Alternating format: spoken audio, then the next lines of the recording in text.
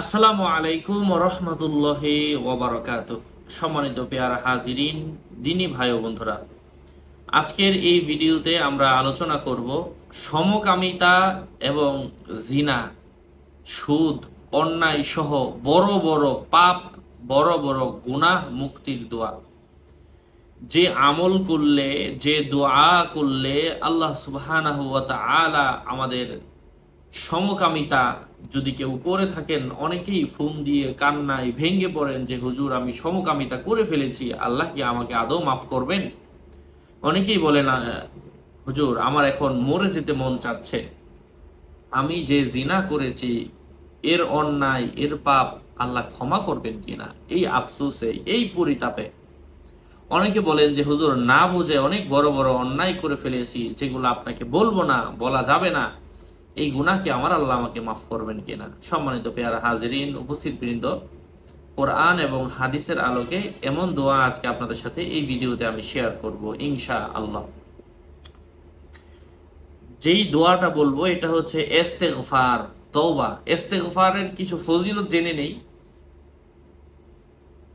ফজিলত, উপকারিতা যদি আমরা জানি তাহলে আমাদের আমল করার প্রতি আরো স্পৃহা জন্মাবে, আরো আগ্রহ জন্মাবে। তো আপনারা অবশ্যই আলোচনা বুঝতে সাথেই থাকবেন।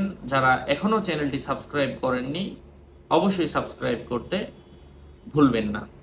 যাই হোক, আমি প্রত্যেক ভিডিওতেই বলি আমার ভেরিফাইড চ্যানেলের ডিসক্রিপশন বক্সে ক্লিক করলে পেজ এবং আইডি আসবে। এর বাহিরে অন্য কোনো পেজ নাই, আইডি নাই, ইমো নাই, হোয়াটসঅ্যাপ নাই, টিকটক নাই, ভাইবার নাই, টেলিগ্রাম নাই। সাবধান, আমার নাম আর ছবি থাকলে কিন্তু এটা আমি না, আমার পেজ না, আমার আইডি না। প্রত্যেক ভিডিওতে কিন্তু আমি পর্যায়ক্রমে সকলকে সাবধান করি।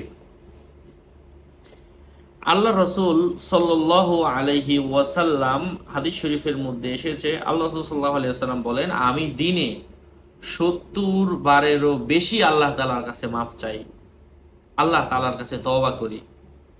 আরো অন্য অন্য বর্ণনায় এসেছে, আল্লাহ রসুল সাল্লাল্লাহু আলাইহি ওয়াসাল্লাম বলেন, আমি আল্লাহ তাআলার কাছে 100 বারের বেশি তওবা করি, 100 বারের বেশি গুনাহ মাফ চাই। তার মানে আল্লাহ রাসূল সাল্লাল্লাহু আলাইহি ওয়াসাল্লামের জীবনে বেশি গুনাহ ছিল, পাপ ছিল, তিনি অন্যায় করে ফেলেছেন, জিনা করে ফেলেছেন এই জন্য না। তিনি আমাদেরকে এই শিক্ষা দিয়েছেন যে আমার জীবনের আগে পরের সকল গুনাহ আল্লাহ তাআলা ক্ষমা করে দিয়েছেন, তারপরেও যদি আমি আল্লাহর কাছে মাফ চাইতে পারি, তোমরা কেন পারবে না?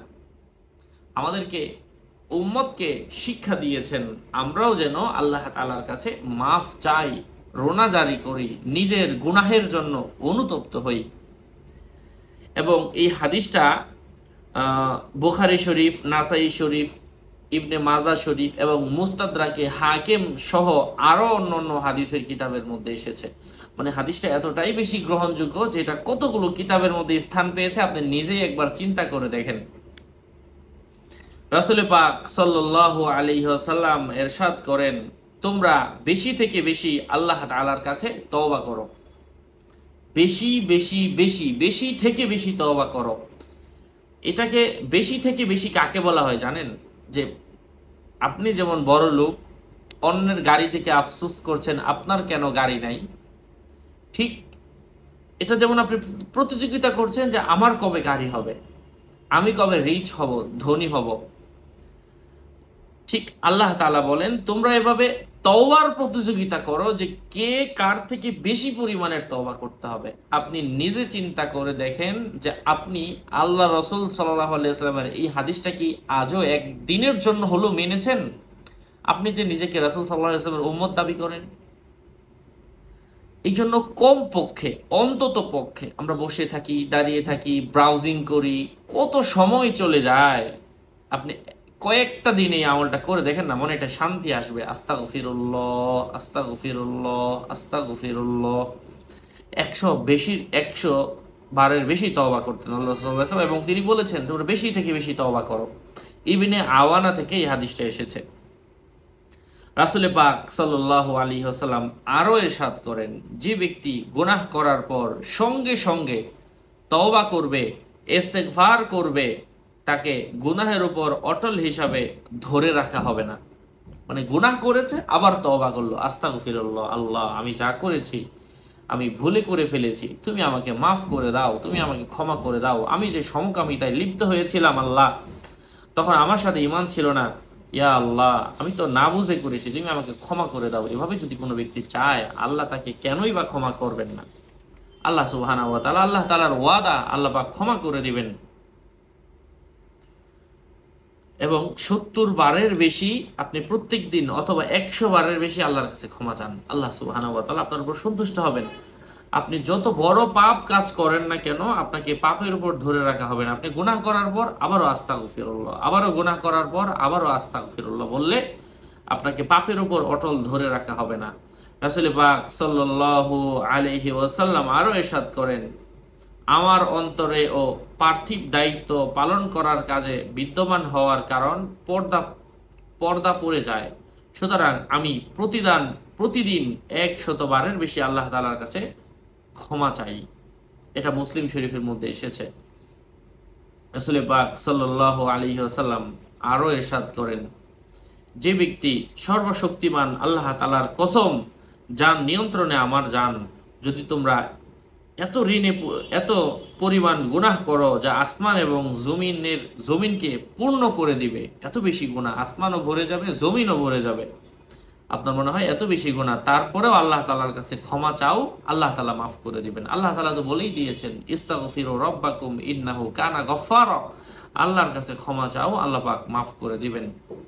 গুনাহ যত বড় হোক না কেন, মনে রেখো, তোমরা একবারেই গুনাহ না করো, তবে আল্লাহ তাআলা এমন জাতির সৃষ্টি করবেন, যদি কেউ গুনাহ না করে আল্লাহ তাআলা এমন জাতির সৃষ্টি করবেন যারা গুনাহ করবে আবারও আল্লাহ পাকের কাছে মাফ চাইবে। আল্লাহ তাআলা তো এমন মানুষকেই পছন্দ করেন যে গুনাহই করে না, সে তো মাসুম বাচ্চা, যে গুনাহ করবে আবার আল্লাহর কাছে মাফ চাইবে, আস্তাগফিরুল্লাহ, আল্লাহ আমি ভুলে করে ফেলেছি, আমি চোখের পানি ফেললাম, তোমার আযাবকে আমি ভয় পাই আল্লাহ।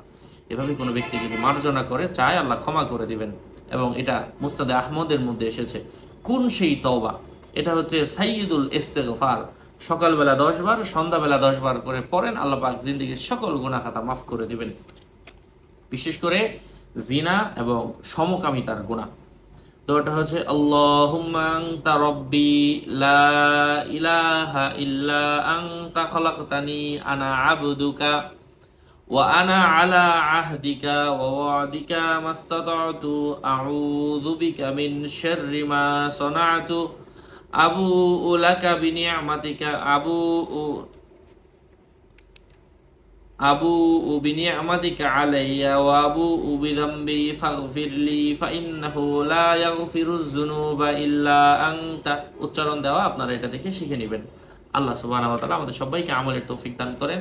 আরো আপডেট পেতে সাথেই থাকবেন, সুস্থ থাকবেন, ভালো থাকবেন। আপনাদের মঙ্গল এবং দীর্ঘায়ু কামনা করে এখানেই শেষ করছি। দেখা হবে অন্য কোনো ভিডিওতে। ওয়াসসালামু আলাইকুম ওয়া রাহমাতুল্লাহি ওয়া বারাকাতুহু।